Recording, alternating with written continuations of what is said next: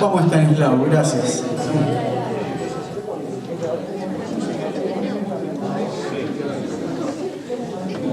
Bueno, amigos, los que están por ahí dispersos, les pido que si quieren, por favor, se pueden arrimar, sentarse, los chicos del fondo.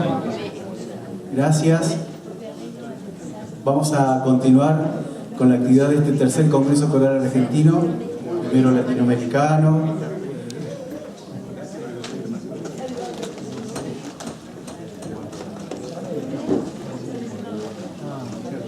Vamos a presentar a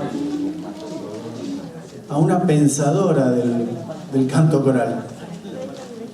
Aparte de ser directora, pero es una pensadora del canto coral, que nos conocemos desde que éramos chiquitos y somos mendocinos los dos. Pero quiero aportar de ella que, aparte de ser la profesora titular de la Cátedra de Dirección Coral en la Facultad de Artes de la Universidad Nacional de Cuyo, dicta la metodología de la investigación artística en la maestría en arte latinoamericano y en la maestría de interpretación de música del siglo XX. Ha investigado sobre nuestras fiestas populares y sobre interpretación de música latinoamericana vinculados a identidades y dimensión política de la música. Por darles algunos títulos relevantes de todo su trabajo y de toda su trayectoria. Para este congreso es un honor invitar al escenario a disertar a la magíster Mónica Pacheco de la ciudad de Mendoza.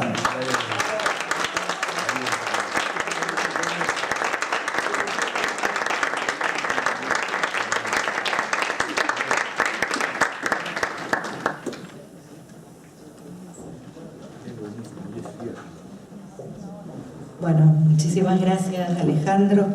Es cierto que nos conocíamos cuando éramos chicos y no teníamos la cabeza de ajo, como me dijeron el otro día.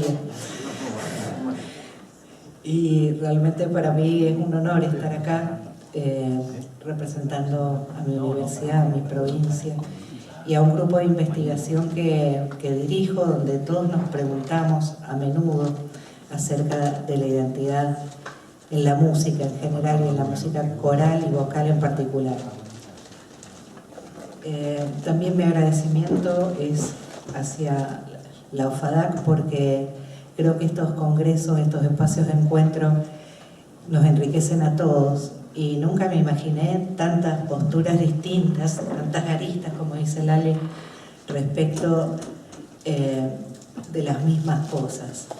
Qué modo tan hermoso de compartir estas experiencias sobre identidad. Y cuando se planteó esta idea de hablar sobre las identidades en la música coral, lo primero, ¿qué es identidad? ¿Y qué es identidad en la música? Y lamento decepcionarlos, pero no se van a llevar una definición única, verdadera y universal, sino solamente un acercamiento a nociones múltiples, precarias, parciales y abiertas. Porque vamos a tratar de abordar algunos pensadores de otros campos que no son la música, pero que nos pueden aportar ideas que se pueden aplicar a la música que nosotros interpretamos. Y estos recorridos teóricos nos van a permitir, van a colaborar en la construcción que cada uno de ustedes puede hacer de la noción de identidad. También mi interés es ofrecer algunas herramientas de reflexión, herramientas analíticas tradicionales que todos conocemos, pero que nos pueden ayudar a indagar a la música respecto de la identidad, aquella que interpretamos. Pero tal vez lo más importante es que me interesa que cada cual construya una idea de identidad y un posicionamiento particular y comprometido frente a la música que dirige, como ciudadano, como artista, como docente, frente a la música que interpreta y también como parte integrante de un coro. Y pensando en estas nociones, empecé a buscar diferentes pensadores y me encontré con la noción más común, la que la gente tiene por identidad y la que figura en los diccionarios escolares, como una referencia al conjunto de rasgos o características que permiten identificar una persona o un objeto y distinguirla de su conjunto. Ya este primer acercamiento a una definición de sentido común nos está mostrando que no podemos hablar de identidad individual, sino de identidades en un conjunto. Y acercándome a diferentes pensadores, elegí uno que no es el que más estudiado tengo, pero que me conmovió muchísimo porque lo encontré muy pertinente. Y es Emmanuel Levinas, que define también la palabra alteridad y que no concibe la identidad sin alteridad. La alteridad habría que entenderla a partir de una división entre un yo y un otro, entre un nosotros y un ellos. El otro tiene costumbres, tradiciones, representaciones, un universo simbólico distinto al yo y por eso forma parte de ellos y no de nosotros. Pero la alteridad implica ponerse en su lugar, ponerse en el lugar de ese otro, alternando la perspectiva propia con la de él. Es decir, la alteridad sería una muestra de interés por comprenderse, por entenderse profundamente, fomentando el diálogo, lo cual en este mundo sería genial porque resolvería pacíficamente cualquier conflicto. Esto quiere decir que la alteridad propicia la voluntad de entendimiento y fomenta el diálogo en las relaciones. Emmanuel Levinas decía cosas súper interesantes y él pensó todas estas ideas por ser judío y dijo que el nazismo construyó una idea de ese otro durante muchos años. Es decir, nos habla de una historicidad, una construcción social donde el judío tenía la culpa de todos los males de la época, de los problemas sociales, económicos y demás. Entonces, esa construcción fue prendiendo poco a poco en la sociedad hasta que, para los nazis, significó el permiso para asesinar y la humanidad se mató a sí misma y existió el Holocausto. ¿Y por qué me parece pertinente? Me pareció pertinente porque en la dictadura más cruenta de la historia argentina sucedió lo mismo. Yo que empecé primer grado en la época de Onganía y la escuela fue, como dice Bourdieu, una de las instituciones más importantes para perpetrar el hábitus en la gente. Se empezó a depositar en el otro subversivo, en el otro de izquierda, en el otro zurdito, todos los males que la sociedad tenía. Y como consecuencia de esto tuvimos, durante la dictadura más cruenta del 76, más de 30.000 desaparecidos en nuestra historia. A mí me conmovió leer a Levinas porque entendí que hoy día se hacen cosas similares. Los medios de comunicación empiezan a depositar y a generar un otro depositario de todos los males. El otro es el gobierno anterior, el otro kirchnerista, el otro mapuche.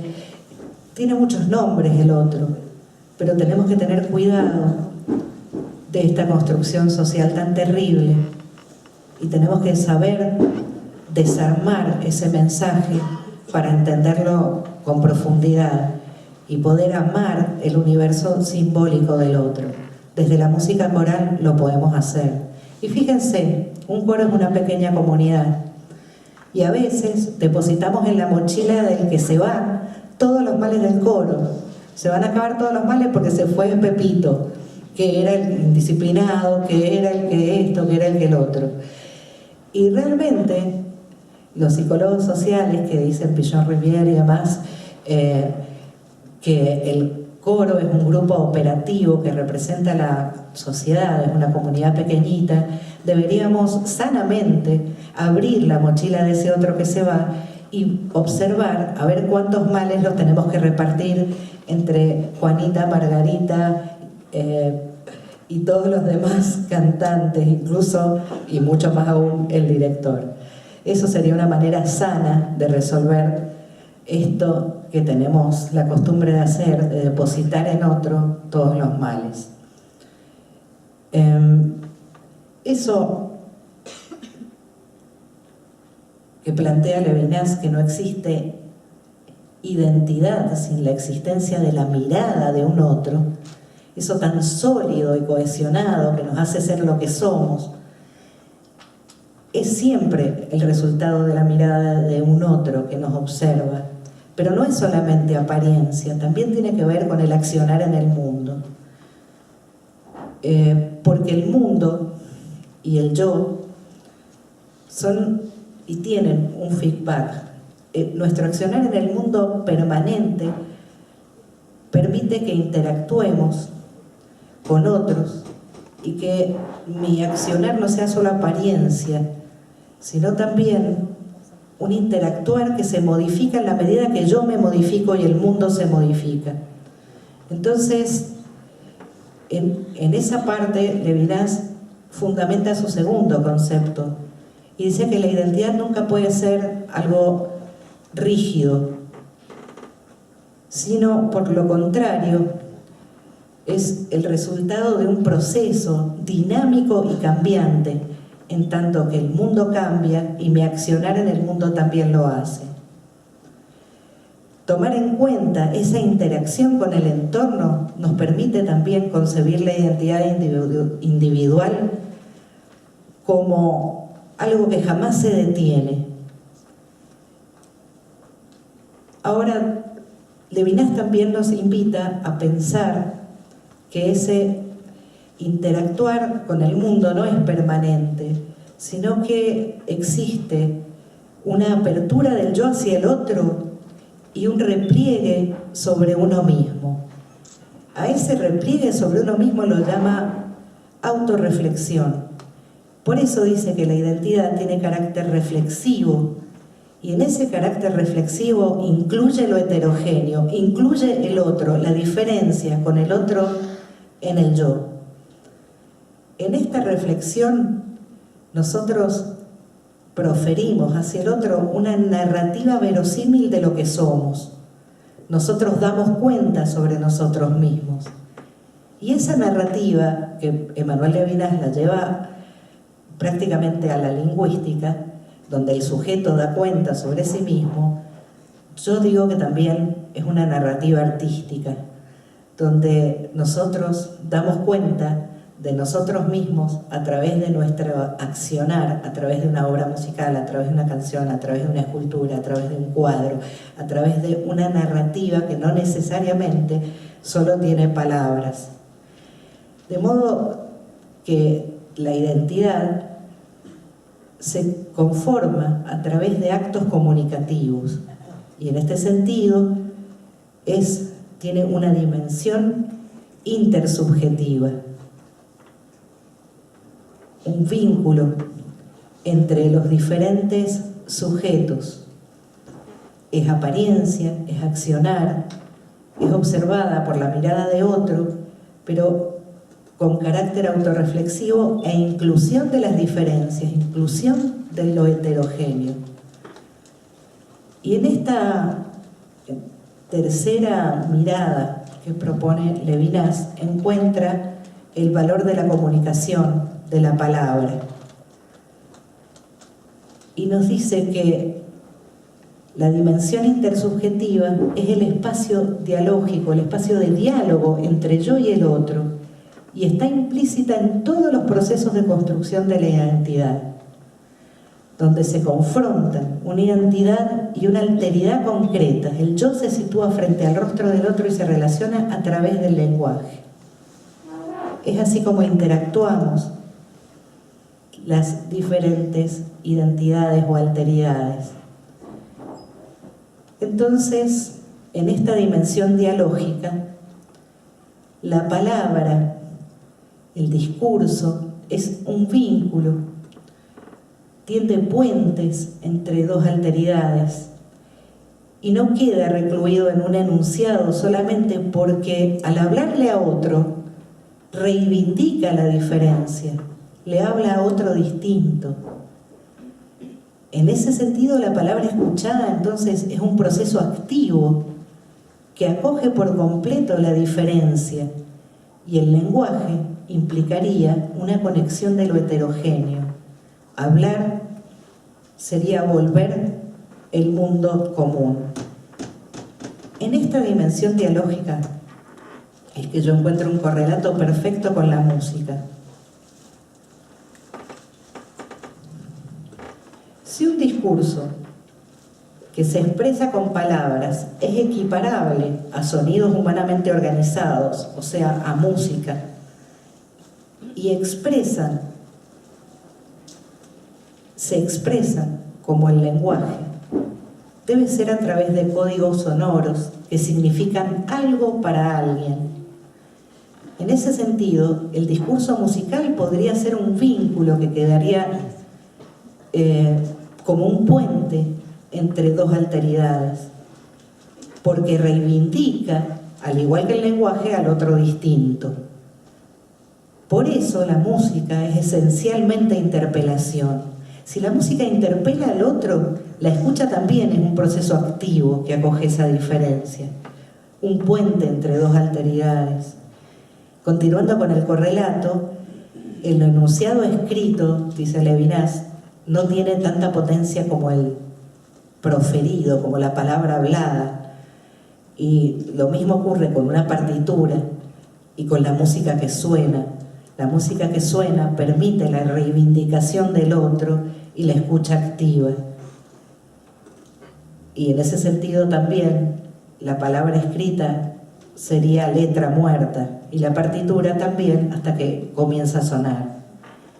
Y ya que la canción contiene códigos de comunicación de unos y otros y lo interpela, el oyente activo significaría para sí mismo aquello que suena, acogiendo la diferencia.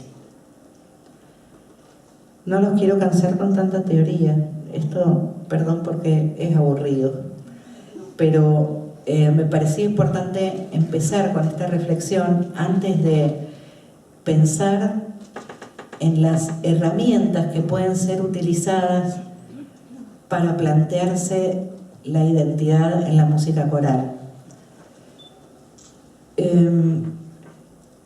Cuando yo me planteo la música como discurso, digo que la música tiene signos de pertenencia, signos que son códigos identitarios. Y es aquí cuando pensamos que un autor no solamente compone algo porque se le ocurre, sino porque pertenece a una comunidad donde confluyen códigos comunes de su cultura e intertextualmente de culturas anteriores, y es el depositario de ese devenir histórico. Para tratar de comprender estas herramientas, pensé en una que sepamos todos y no tenerla que escuchar ahora, que es, por ejemplo, Gala del Día, la primera de las indianas de Guastavino. Y para traer algo que tenga otro estilo, aunque no se diferencian tantísimo en la época de composición, traje un pedacito de Las mudanzas de Oscar Escalada que quería hacerles escuchar ahora.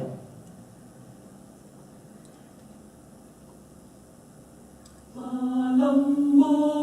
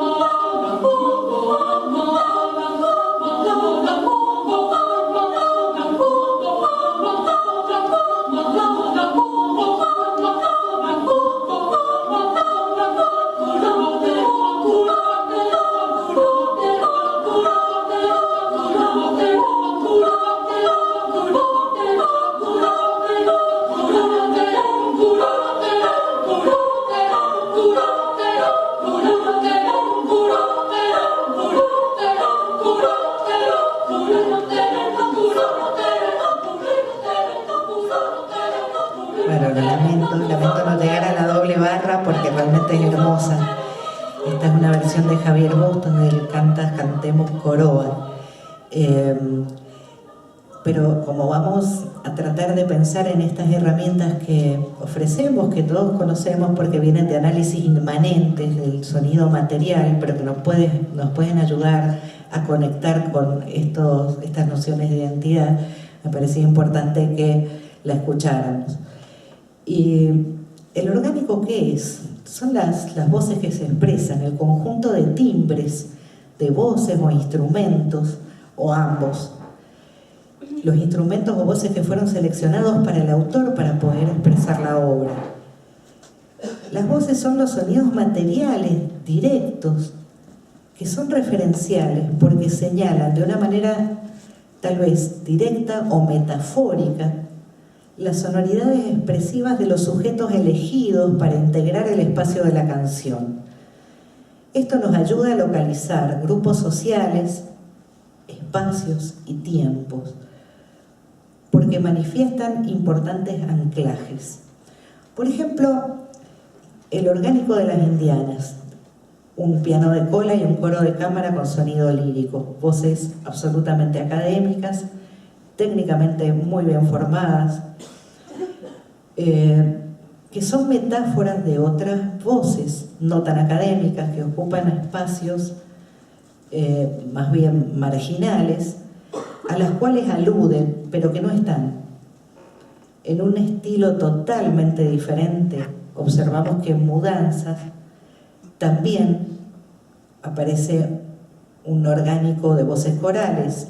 Ya no cantan de un modo lírico, pero para entonar esos motivos melódicos rítmicos tan complejos correctamente debe ser un coro altamente capacitado. Un aspecto que se nos olvida muchas veces a la hora de analizar el orgánico es la impostación. Y creo que el timbre tiene absolutamente que ver con la impostación, porque el canto colectivo resulta de la técnica que nosotros manejemos y dónde la aprendemos. Y acá, yo esto lo considero a veces una variable interpretativa, porque está en manos del intérprete elegir un sonido pertinente, adecuado a la obra que quiere expresar. Otro aspecto importantísimo es la organización de alturas y de duraciones. Cuando hablo de alturas, me refiero a las alturas sucesivas y superpuestas. O sea, en el lenguaje tonal serían las armonías, las funciones tonales, con lo cual yo puedo conseguir un mapa de tensiones y reposos, mapa que se puede conseguir también con otra estética y otro paradigma que no sea tonal. Por ejemplo, en una nube sonora yo puedo tener un mapa de tensiones y reposos también, y en cualquier otro sistema que haya dado a luz esta humanidad. La organización de duraciones, los ritmos, los acentos, a veces las confluencias, disidencias o tensiones entre los acentos métricos, agógicos y prosódicos en un 6/8 mezclado con un 3/4 que observo en las indianas y en Mudanzas, pueden configurar un verdadero topos del folclore argentino. Esta palabra se refiere a un concepto de Kofi Agabu en un texto que se llama La música como discurso, y el topos o su plural topoi, palabra que también va a usar la Eli Guerra en su ponencia de mañana, que la recomiendo porque está aplicando muchas herramientas que hemos trabajado en conjunto y algunas cosas muy nuevas que ella ha investigado absolutamente por su cuenta, pero lo notable es que lo baja a una obra de una manera maravillosa. El topos, o su plural topoi, se refiere a signos que serían capaces de señalar anclajes en espacios determinados y son sumamente útiles a nuestra búsqueda relacionada con la pertenencia, con la identidad, los cuales son compartidos por una colectividad porque se han sedimentado a través del tiempo, son códigos en común. Además de la organización de alturas y de duraciones, nosotros hacemos análisis sintácticos y temáticos o motívicos dependiendo de la obra. Por ejemplo, en Indianas, que tiene melodías hermosísimas, muy largas, a veces simétricas, a veces no tanto, tenemos que hacer un análisis temático y llegar a la estructura como consecuencia de esa sintaxis en oraciones, frases y demás. En cambio, en mudanzas hacemos un análisis motívico y observamos que gran parte de la identidad de la obra refiere a la superposición de pequeños motivos que prácticamente no evolucionan, con mínimas modificaciones en el transcurrir de la obra y que se van construyendo como una catedral con pequeños ladrillos. Los análisis inmanentes que todos conocemos nos van a llevar a tener en claro un modelo de la textura de la obra, de la estructura y del sistema, y también de los parámetros fijos y móviles, tales como las variables interpretativas.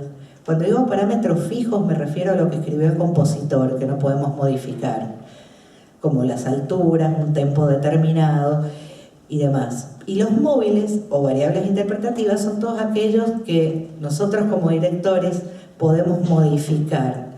Es decir, muchas veces el sonido, obviamente con pertinencia, el microtempo, la microdinámica y un montón de cosas que realmente no están tan pautadas, dependiendo del autor, por supuesto, pero por el autor. Lo último a lo cual vamos a acceder, y esto tal vez sea lo más importante, es a las reglas de construcción de una obra, lo cual está vinculado absolutamente con el estilo. Esto sería totalmente vinculado a la identidad, porque estas reglas son las que determinan los rasgos generales y le dan identidad a un estilo. También definen los rasgos particulares de cada autor y así se puede obtener su sello de identidad. El estilo individual sería como una firma de una personalidad y también la búsqueda de reglas y códigos distintivos de una cultura. Acá voy a hacer una crítica a la academia, en la que siempre nos movemos con un núcleo duro que se refiere a un compositor, a una obra musical y a una partitura. El compositor, sujeto de la historia en general o siempre varón, genio creador masculino, que crea un ideal escrito de la obra. El compositor parece haber alcanzado en forma individual un intelecto que fomenta el canon de los maestros de música de su época. La obra pareciera ser una creación autónoma, separada del contexto sociocultural y producto de su sola creatividad. De ahí es que vienen versiones autorizadas o correctas y otras que no lo son. Y la partitura es una fuente privilegiada que se puede analizar y catalogar y donde figuran las verdaderas intenciones del autor.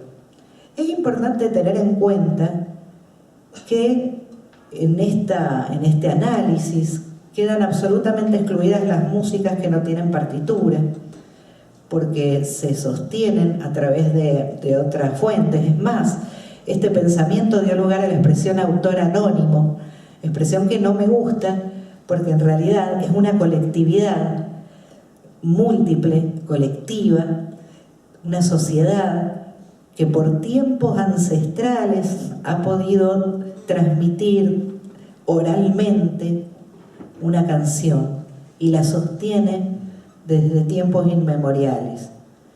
También quedan excluidas las voces de los negros y de los indios, las mujeres quedamos bastante excluidas y muchos quedamos excluidos por el estatus social.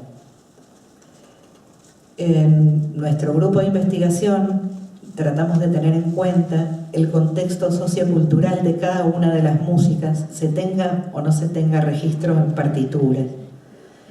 Y también la función social, religiosa y ritual de cada música. Quería comentar que hay un texto de Foucault, la antropología de la historia, que nos invita no a observar la historia como una línea de tiempo con pequeños hitos y personas, o grandes personas y grandes hitos, sino la historia en capas, como la estudia un antropólogo,